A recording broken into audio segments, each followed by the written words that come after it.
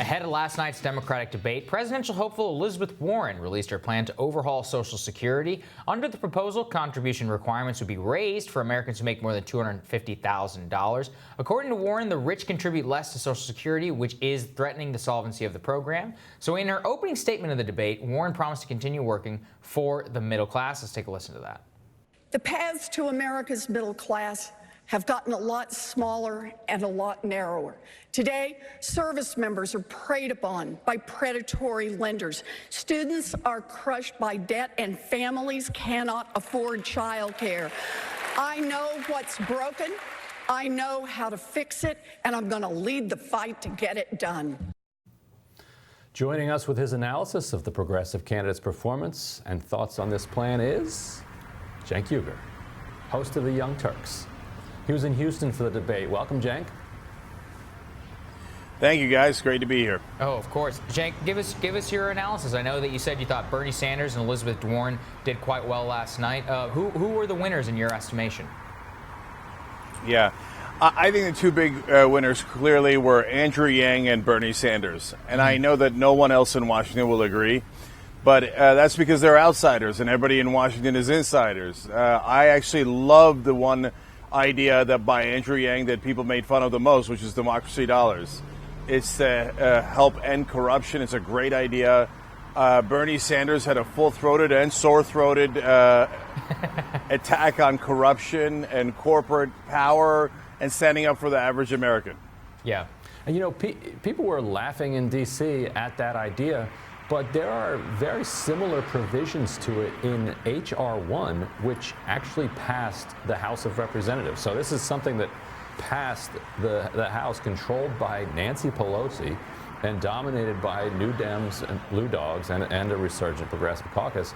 But the idea that of public financing, effectively public financing for campaigns, isn't anything new. Cenk, when did you first hear about this type of idea? Yeah, actually, I first heard about it from Andrew Yang, and then Kristen Gillibrand also proposed one. In fact, hers was 6 times as large as Andrew Yang's. She wanted to give $600 to average Americans to give to politicians. And I want to explain to people why it's so important, why it's such a good idea. Because the Koch brothers get to give millions of dollars. By the way, if you're a right-winger, Soros gets to give tens of millions of dollars to politicians. What this does is it evens the count. Yang's proposal is 100. I would go 500. I would go 1,000. So you don't get to keep it. You have to give it to politicians that actually support the causes that you like, which evens the count against these billionaires. It's a brilliant idea. And people like Larry Lessig, who's one of the top campaign finance reformers in the country, are totally in favor of this idea. The people who are snickering at it honestly are a little ignorant of campaign finance reform. Yeah. Well, Cenk, speaking of people who are snickering, everybody in Washington was aghast that Julian Castro would dare to go after Joe Biden. What did you make of that strategy? Do you think it's going to pay off for him? Did he break the rules by being not civil? Yeah. So, look, I love being aggressive, and even for me, Julian Castro might have been a tad too aggressive on that one. Because, I don't think that Joe Biden actually forgot that. Yeah, I know. If you can get more aggressive than me, you're really out there. But overall, look, there are a couple of things that Julian Castro said there that really did resonate and that people are not talking about. First of all, just as a general principle, he said, look, we're in a debate, guys. We're running against each other. So we have to test out our ideas. 100% right. Then later, when Biden, in response to Jorge Ramos's question about immigration, said, oh, that was Obama, that wasn't me. And Castro very rightfully called him out and said, hey, whenever it's something positive, you say, hey, Barack Obama. And when it's something negative, you go, I don't have anything to do with it. That was Obama. And you can't, he's absolutely right about that. You can't let Biden get away with that. That's nonsense. Yeah. Do you think he's kind of on a kamikaze mission to be Bernie or Elizabeth Warren's VP at this point? Like he's going to be the guy who takes out Joe Biden and then just kind of clears the path. Yeah. Like I guess in order to become vice president, you have to knock off the last vice president, something like that. Yeah. that sounds pretty Game of Thrones like. And and if he's made that if he's made that calculation, I kind of love it, because that means he's realized, oh, Warren or Sanders are definitely going to win, so I might as well get in that camp. But I don't know. I really have no idea what his internal political calculations are. I think mainly he's just trying to stand out from the crowd, which honestly is a better strategy than what Klobuchar did, which she went into the witness protection program in the middle of the debate. One thing, Cenk, is that I noticed you said that you didn't think, well, you said that Yang and Sanders were the winners.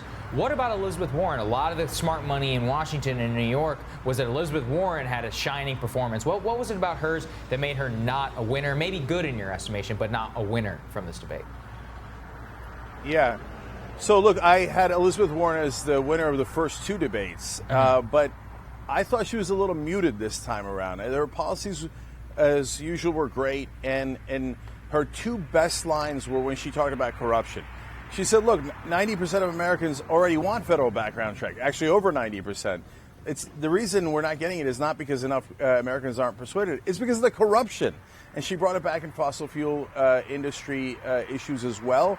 But the rest of the night, she was fairly quiet, whereas Bernie Sanders was more of a raging populist. That's why a lot of the people in the media will go, hey, Warren was polite. We like that. Sanders he had a sore throat. We didn't like that. But the reality is the average American sitting at home doesn't like standard politicians. Right, so absolutely. You have to look at it from that lens. And when you look at it from that lens, I think what they saw was Bernie Sanders fighting for them out there, and I think they appreciated that. Yeah. Well, last question for you, Cenk. Who was the biggest loser out of the debate last night?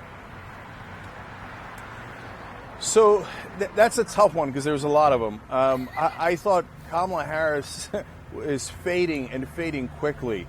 Her answers, the rehearsed one-liners, are so coy and fake. Klobuchar is pretty much done. Buttigieg did nothing in that debate. So for those guys to start fading at this time is pretty bad. But I don't want to let go of this one line that was really important from Joe Biden. When they asked him, hey, 40 years ago, you said that you don't give a damn what happened to African Americans 300 years ago. Do you still believe that? So that's a really important question. And it was framed right. Hey, it's 40 years ago. You can make up for it right now. And he didn't. He didn't disavow it. Instead, he talked about how we should have kids listen to record players. It was one of the worst answers I've ever seen in a debate. And so people are so obsessed with Julian Castro being uncivil, which is breaking the main rule of Washington, that they're losing track of what a horrific answer that was from Biden. Mm-hmm. Well, yeah, and credit to Ryan Graham. He's the one who surfaced that quote that Biden was asked about in his book. So, that's right. We're glad he's here to do that. Cenk, thank you so much for joining us. We really appreciate it. Thank you, guys. Yep. Next on Rising, Team Rising is going to share their favorite debate moments and who they thought gained the most from last night's performances. Their thoughts next.